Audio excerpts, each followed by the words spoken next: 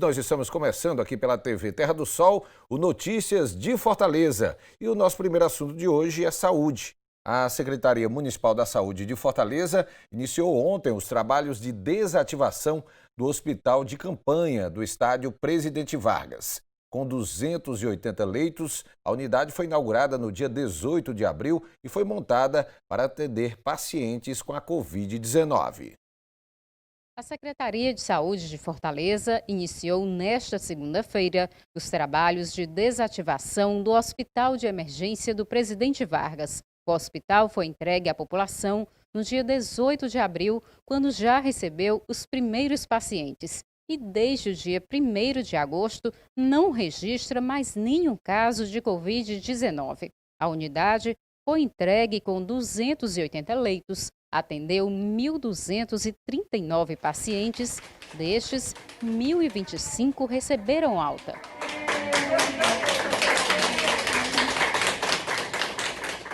Nosso monitoramento da Covid-19 aqui no município de Fortaleza tem nos mostrado um cenário de total estabilidade, tanto epidemiológica como assistencial. Isso nos dá segurança para iniciarmos a desmobilização definitiva do nosso Hospital de Campanha Presidente Vargas, que foi construído no momento em que a população mais precisou. Ele foi construído em tempo recorde, em menos de 30 dias, recebeu o seu primeiro paciente no dia 18 de abril, atendeu mais de 1.200 pacientes e estava em pleno funcionamento no momento em que a população de Fortaleza mais precisou, que foi no final de abril e começo de maio. Para se ter uma ideia, em apenas um dia chegamos a receber 48 pacientes aqui no Hospital de Campanha do PV. O hospital será totalmente desmobilizado e os equipamentos serão realocados em outras unidades hospitalares da capital. Os equipamentos serão aproveitados na nossa rede hospitalar. Temos 10 hospitais próprios que serão totalmente requalificados no que tange ao seu parque tecnológico. E para falar mais sobre esse assunto, nós estamos recebendo aqui nos nossos estúdios o Dr. Romeu Araújo, que é coordenador de redes pré-hospitalar aqui da Secretaria Municipal de Saúde. Dr. Romeu, qual a avaliação aí que a Secretaria faz do funcionamento do Hospital de Campanha do PV durante esse período aí da pandemia? Atingiu o objetivo que foi estipulado pela Prefeitura desde o momento que se decidiu realmente a montagem desse hospital de emergência? Para Fortaleza, para o estado do Ceará, o Hospital de Campanha do PV, na realidade eu digo que sempre é um hospital de guerra. Literalmente foi uma experiência ímpar para o município de Fortaleza, para a Secretaria Municipal de Saúde, no sentido de a gente estar lidando com a pandemia, uma situação a nível mundial, mas que nós conseguimos visualizar e enxergar o futuro em relação à problemática da pandemia. Então, o Hospital de Campanha ele teve um papel fundamental no acolhimento, na classificação e na triagem desses pacientes oriundos não só das UPAs, mas também de toda a rede secundária. Então, nós tivemos, dentro do Hospital de Campanha, 224 leitos, nós poderíamos chegar até a 326. Então, esses leitos foram ocupados e foi o fator decisivo para a retirada desses pacientes das nossas UPAs. Hoje em Fortaleza aqui nós temos 12 UPAs, 6 do estado, 6 do município. Essas UPAs praticamente lotadas, a ponto que nós acrescentamos nas UPAs do município 170 leitos. Mas mesmo assim ele foi insuficiente para absorver, principalmente nesse período. Final de abril, início de maio foi onde nós tivemos o maior pico. Então o fator PV, fator hospital de guerra, ele foi decisivo na redução de morbidade e mortalidade da população, não só do município de Fortaleza, mas do estado do Ceará como um todo. Foram mais de 1.200 atendimentos. Os pacientes que foram direcionados lá para o PV eram exatamente pacientes que não tiveram condições de ser absorvidos pela rede de saúde atual no município, né? Isso, nós tivemos 1.239 pacientes atendidos e tivemos 1.023 altas. Então, foi traçada uma linha de cuidado desde a atenção primária. Então, foi feito toda uma programação na atenção primária, passando pela atenção secundária, no caso o pré-hospitalar fixo, que nós chamamos as UPAs, depois a atenção secundária e a atenção terciária. Dentro dessa linha de cuidado, quando foi planejado, nós colocamos o Hospital do PV para atender os pacientes de média e baixa complexidade, oriundos das nossas unidades, e o JF como referência Covid para as UTIs. Então, quando você soma 224 leitos do PV, mais 170 leitos extra das UPAs, mais 100 leitos de UTI dentro de JF, aí você vê o impacto na assistência no município de Fortaleza para os pacientes neste período, os pacientes ou suspeitam ou Covid positivo. Então, isso aí foi um grande diferencial em relação à linha do cuidado do PV. Hoje, atualmente, a gente ainda mantém 2 unidades Covid. No Hospital da Mulher, com 30 leitos, leito em enfermaria, também em condições de receber pacientes numa criticidade maior, nós temos ventiladores mecânicos, nós temos monitores, e o JF ainda continua com leitos de UTI. Então, todas as nossas unidades, UPAs, hospitais secundários, que porventura, nesse momento, estão recebendo algum paciente COVID, ou perfil enfermaria ou perfil UTI, esses pacientes são acolhidos, classificado o risco, feito o SWAB, feito o exame, definida a conduta, esses doentes serão ou transferidos para os leitos de enfermaria do Hospital da Mulher ou para a UTI do JF. Então a gente mantém, apesar da desmobilização do PV, o município de Fortaleza, através da Secretaria Municipal de Saúde, mantém ainda 2 unidades, unidade Covid do Hospital da Mulher e a unidade Covid do Instituto Dr. José Frota. Doutor Romeu, a decisão da Secretaria Municipal de Saúde de desativar o PV acontece de uma forma segura, né? Já que, por exemplo, o hospital ele não tem um internamento aí de paciente com Covid desde 1º de agosto, ou seja, foi uma decisão já bem amadurecida diante do número de casos hoje na capital cearense, né? Perfeito. Desde o início da pandemia, foi criado o COI, que é o comando operacional, tanto a nível estadual como a nível municipal, com infectologistas, com epidemiologistas, e o acompanhamento diário de todas essas demandas que deram entrada nas nossas unidades. A partir dessa curva cada vez mais decrescente e uma estabilização, se percebeu que nós não tínhamos a necessidade de manter os leitos do hospital de campanha funcionando, porque a capacidade instalada nossa hoje nos permite a ter uma reserva técnica para receber esses pacientes. Prova maior que nós temos os nossos hospitais secundários com leitos capazes ainda de receber uma demanda, e espero que isso realmente não aconteça, que essa segunda onda ela não venha. Então todos os indicadores nos permitem afirmar que essa segunda onda não virá, mas nós já temos uma capacidade instalada, um adensamento tecnológico, uma estrutura por conta de um trabalho que já foi feito nesses últimos 8 anos do governo do prefeito Roberto Cláudio, no sentido de aumentar a capacidade instalada em todas as nossas unidades. Então todas as nossas unidades, tanto as UPAs como os hospitais secundários, passaram por uma reforma, por uma ampliação, principalmente os hospitais secundários, e também com uma qualificação no seu adensamento tecnológico, monitorização, ventilador mecânico, monitor com capnografia, bomba de infusão. Então, todos os insumos necessários que são suficientes para que a gente consiga absorver essa demanda de pacientes e qualificar e dar segurança no seu atendimento até sua alta ou transferência para uma reabilitação. Como é que vai se dar, ou melhor, como é que já está se dando essa distribuição dos equipamentos que estavam sendo utilizados no Hospital de Campanha do PV para outras unidades da rede pública de saúde aqui no município? Isso, em janeiro de 2017, quando, por determinação e uma definição do prefeito Roberto Cláudio em relação à reestruturação da rede, no sentido de ampliação e reforma, não só da estrutura física, mas do seu parque tecnológico. Então, desde 2017, que já vem sendo feito aquisições em relação ao parque tecnológico dessas unidades. Então, todo esse material, todos os equipamentos que foram adquiridos, não só para o PV, mas também para as outras unidades, no caso, os leitos extras das UPAs, todo esse material ele foi redistribuído com a nossa rede. Então, hoje nós temos, dentro das nossas unidades, não só os hospitais, mas as UPAs, um adensamento tecnológico que nos permite atender pacientes de média e de alta complexidade. Com isso, você aumenta a segurança, diminui morbidade e diminui mortalidade. Além disso, a gente conseguiu manter uma reserva técnica desses equipamentos. O que é que eu chamo de reserva técnica? Porque hoje, quando você só tinha um aparelho, esse aparelho quebrava, você não tinha a reserva técnica para substituir. Então, levava um certo tempo para que a engenharia clínica ela recuperasse e devolvesse esse material. Hoje, com essa reserva técnica, se reduz custo-benefício. Então, no momento que eu tenho a quebra de um determinado equipamento, eu já tenho um outro de reserva técnica, coloco no local e posso fazer uma manutenção preventiva e corretiva de todos os equipamentos, fazendo com que o profissional de saúde, médico, enfermeiro, independente da porta de entrada ou UTI centro cirúrgico, ele tenha segurança na realização do procedimento. Isso foi um grande avanço quando se fala em segurança dos pacientes, não só em relação ao atendimento clínico, mas também em relação ao atendimento cirúrgico nos nossos hospitais, que o foco é cirurgia geral e traumatologia. Falando do Frotinha, falando dos Gonzaguinha, da linha materna infantil, do IJF, do Hospital da Mulher.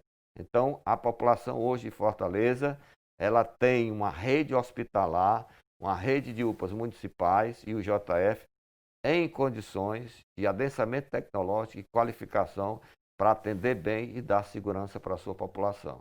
Ô, doutor Romeu, que tipo de equipamento é que está sendo aproveitado pelas outras unidades, assim, que foram utilizados durante esse período da pandemia lá no Hospital do PV e que agora estão exatamente reforçando, vamos dizer, outras unidades de saúde? A gente falando em equipamento, a gente fala dos equipamentos biomédicos, monitores com capnografia, bomba de infusão, né?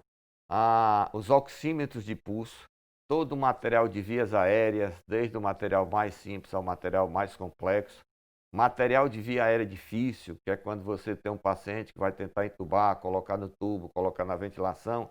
Às vezes esse paciente tem uma certa dificuldade, você não consegue visualizar. Então nós temos o vídeo laringoscópico que permite a dar segurança para o profissional médico e também para o paciente.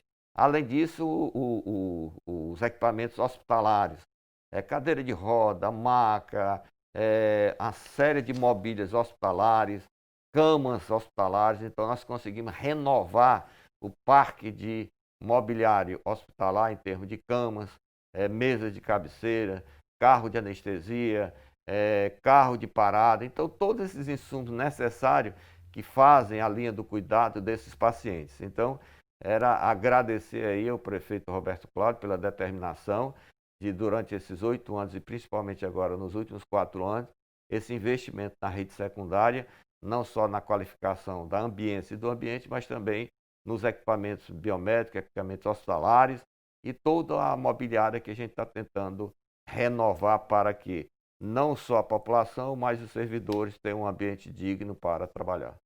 Ok, doutor Romeu, eu vou pedir aqui um intervalo. Daqui a pouquinho a gente continua esse bate-papo aqui sobre o início da desativação do hospital de campanha do PV, que foi construído, foi montado exatamente para dar um atendimento exclusivo a pacientes com a Covid-19. Vou ao intervalo e volto em instantes.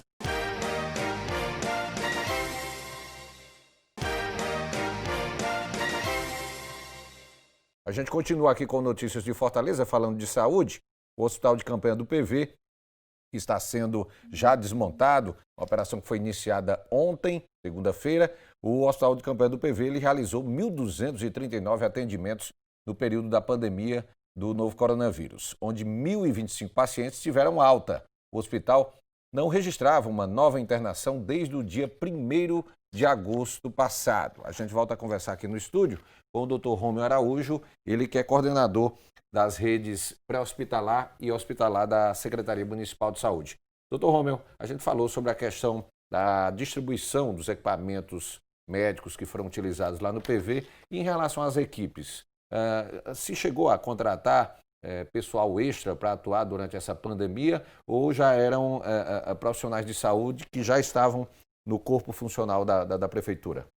Não, nós tivemos que fazer um reforço das equipes, não só médicos, enfermeiros, técnicos de enfermagem. Houve um esforço para que a gente pudesse manter essas equipes funcionando 24 horas durante todo esse período. Não só nas unidades hospitalares, mas no SAMU.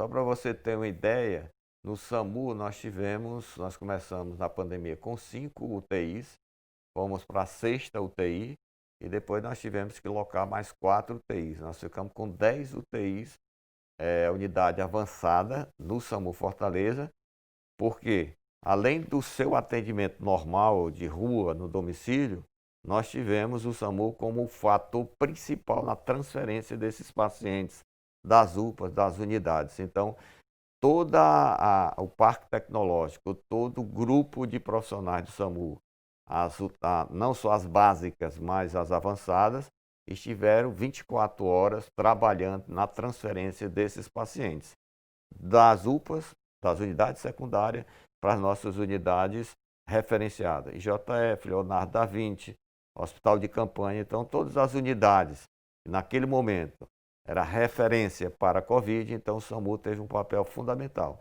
Para isso foi preciso o fortalecimento, não só em termos de ambulâncias, equipamentos, mas principalmente equipes. Chegamos a ter 10 carros de transporte sanitário, principalmente com a linha de cuidado. Começava lá na atenção básica, pela equipe de estratégia da saúde da família.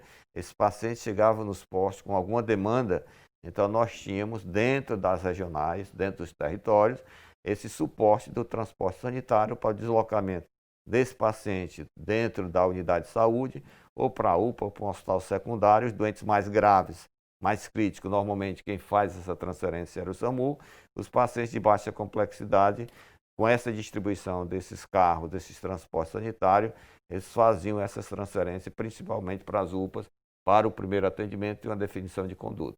Mas, assim, em relação aos profissionais que atuaram diretamente lá no hospital do PV, em relação a médicos, enfermeiros, auxiliares de enfermagem, esse pessoal fica hoje de sobreaviso ou parte está sendo, pelo menos, reaproveitada em outras unidades de saúde da capital? Não, como isso foi feito um chamamento público para uma organização social, e esse contrato foi feito junto a essa organização social, então todo esse grupo de profissionais, recursos humanos, eles já foram, com a desativação, todos eles foram já dado baixa na carteira em relação à sua contratação junto ao OS, né? Então nós não tínhamos no PV nenhum servidor público. Então os servidores públicos ficaram nas suas unidades e a Secretaria Municipal de Saúde ela fortaleceu dentro das suas unidades, junto com outros vínculos, a linha de cuidado nas UPAs, nos hospitais secundários, na atenção primária. Já o PV não. Pelo fato do chamamento público, nós tínhamos uma empresa que fez toda essa parte de gestão de pessoas dentro da unidade. O doutor Romeu, com a reabertura, vamos dizer assim, da economia, né, muitos setores voltaram a funcionar e tudo, e a preocupação do fortalezense, de maneira geral, hoje, é em relação à questão dos números atuais da Covid-19. Hoje, a Secretaria Municipal de Saúde tem realmente a segurança de que a estrutura hoje de atendimento, ela suportaria, vamos dizer assim, um aumento no número de casos, caso isso venha a acontecer? Hoje a margem é de segurança? Comparando com o início da pandemia com a situação atual, nós conseguimos ampliar essa capacidade instalada. Só para ter um dado, Gonzaguinha da Barra do Ceará. Quando nós começamos no início da pandemia, nós tínhamos um pronto atendimento em reforma. Hoje nós temos um pronto atendimento inaugurado, com dois leitos para reanimação, 3 leitos de UTU e 2 salas de observação. Então todas elas monitorizadas, todas elas com adensamento tecnológico capaz de absorver parte dessa demanda. Quando a gente olha um pouquinho para trás, para o mês de março, naquela região da Barra do Ceará, nós só tínhamos as UPAs. Hoje você tem um hospital em condições, não só de ambiente e também recursos humanos, também capaz de receber uma nova demanda. Esperamos, e o que mostra o acompanhamento da curva, é que nós não teremos essa segunda onda, e com isso a gente vai conseguir manter o atendimento daquela unidade para aquelas patologias que é o seu perfil. Então, Gonzaguinha da Barra do Ceará, ele tem como uma linha materno-infantil, né?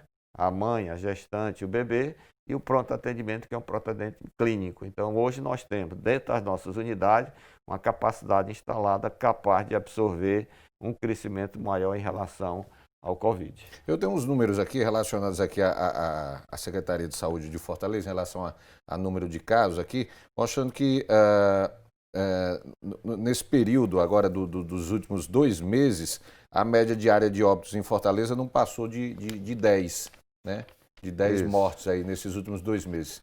é uma margem bem segura de que há uma estabilidade, ou seja, o número tanto número de casos como de mortes, hoje tem uma estabilidade de forma bem sustentável, né, aqui na capital? Isso, todo dia nós acompanhamos, nós temos aqui o acompanhamento da linha do cuidado do paciente Covid. Pacientes, perfil ventilação mecânica Covid e não Covid. Então, todas as unidades, diariamente, até 10 horas, elas atualizam quantos pacientes nós temos nas nossas unidades, UPAs e hospitais secundários, Covid e não Covid. Então, o que é que mostra esse acompanhamento?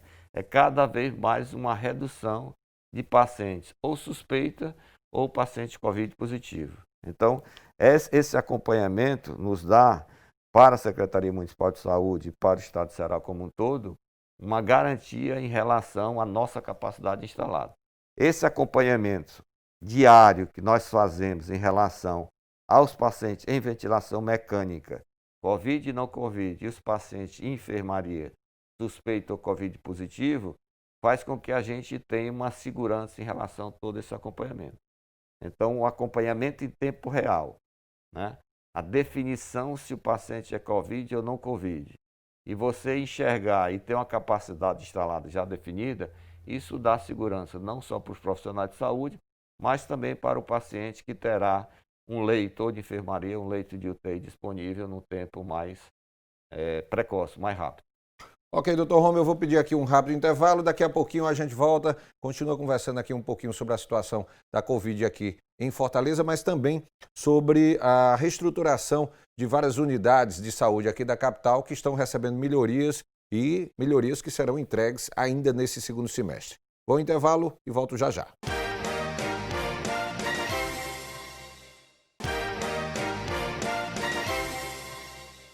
Voltamos com notícias de Fortaleza aqui pela TV Terra do Sol. Olha, os equipamentos utilizados no Hospital de Campanha do PV estão sendo distribuídos entre as unidades de saúde da rede municipal. Mas aqui em Fortaleza também outras unidades de saúde têm se reestruturado. Estão passando por obras de melhoria e muitas dessas unidades devem já estar disponibilizadas à população ainda nesse segundo semestre. Doutor Romeu, que unidades o senhor destaca aí em termos de melhoria, de requalificação, que vai garantir realmente uma melhoria e uma ampliação no atendimento já nesse segundo semestre aqui em Fortaleza? Isso. A gente começando pelo Gonzaguinha de Messejana, nós vamos entregar amanhã a casa da gestante. O Gonzaguinha de Messejana, ele está passando por uma reforma da parte elétrica, né? A parte de estacionamento, estação de tratamento de esgoto, e com isso a gente vai também inaugurar o centro de parto normal do Gonzaguinha de Messejana. Então nós teremos a casa da gestante e o centro de parto normal do Gonzaguinha de Messejana. No Gonzaguinha da Barra, agora em outubro, nós vamos inaugurar o novo centro de parto normal. Está interligado com o bloco cirúrgico do atual Hospital Gonzaguinha da Barra do Ceará. Agora em outubro também nós vamos inaugurar a nova emergência e o bloco cirúrgico do Frotinha da Parangaba, um hospital que tem um papel fundamental naquela região, naquele território, recebe muitos pacientes também do entorno da região metropolitana. Então nós teremos um hospital com 3 salas, 10 leitos de sala de recuperação, com toda a estrutura necessária para um atendimento de qualidade, levando em consideração o perfil clínico cirúrgico, principalmente a traumatologia, a cirurgia geral, os acidentes, né? Que é a grande demanda dentro do município de Fortaleza. E a partir da segunda-feira, agora próxima passada, nós tivemos o início da reforma do Frotinha de Messejana. O Frotinha de Messejana está passando por 4 fases, iniciou a reforma da emergência clínica e nós interditamos agora para até dezembro a gente concluir a reforma da emergência cirúrgica e do novo bloco cirúrgico. Então, com isso, nós teremos os 3 frotinhos completamente reformados e ampliados.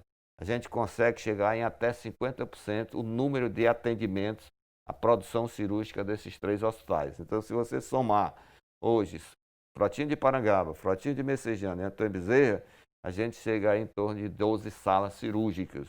Né? Quando você também soma-se a sala de recuperação dos 3 hospitais, a gente chega aí em torno de 20 leitos.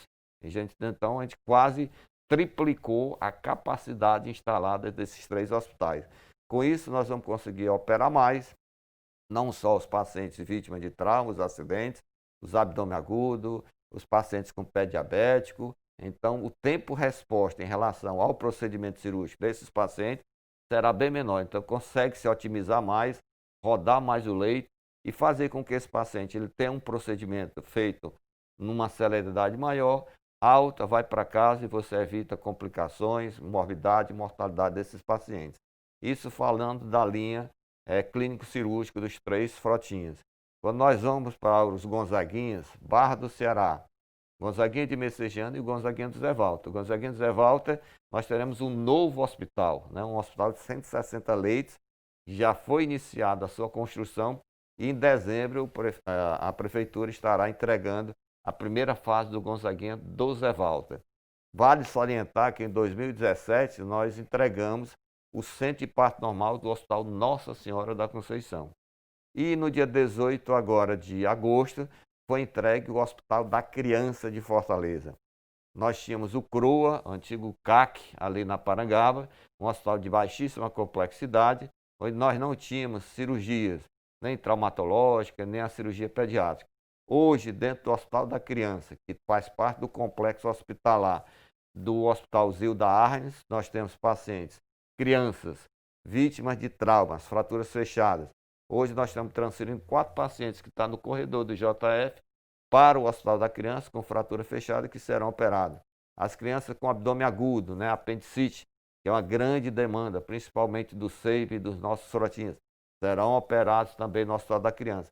Então isso mostra a integração e a interligação da linha do cuidado em todas as nossas unidades. Então, a proposta é que a gente não deixe mais nenhuma criança aguardando em cima de uma maca, principalmente no JF e nos nossos frotinhas, esperando uma cirurgia de uma fratura fechada.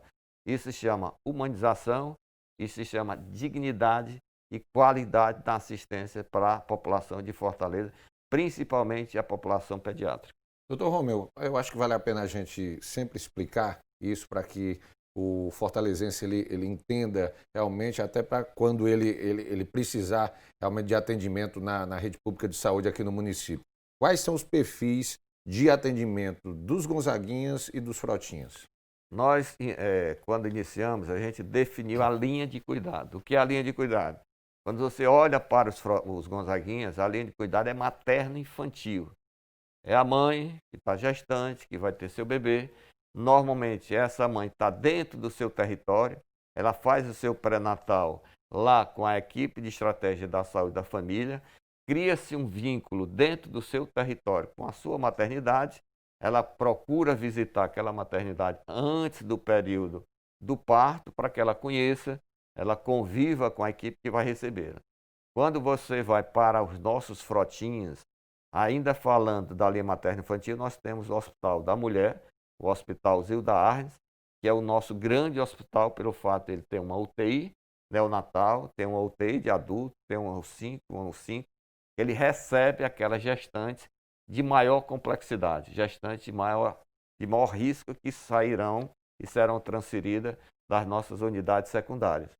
Na linha clínico-cirúrgica, traumatologia e cirurgia geral, nós temos os 3 frotinhas, né? Onde o foco principal é o abdômen agudo, são as fraturas, é o tiro, a facada de média complexidade.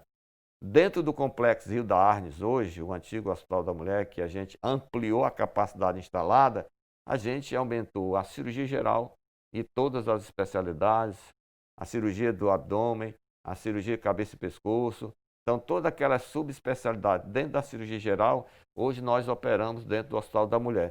Então, nós quase dobramos a capacidade do Hospital da Mulher em relação aos procedimentos cirúrgicos, não só da cirurgia ginecológica, mas também da parte da oncologia. Hoje nós temos um parque tecnológico dentro do Hospital da Mulher, no setor de imagem e no setor de endoscopia. Hoje nós realizamos colonoscopia, hoje nós realizamos endoscopia, não só para o público interno, mas também para o público externo.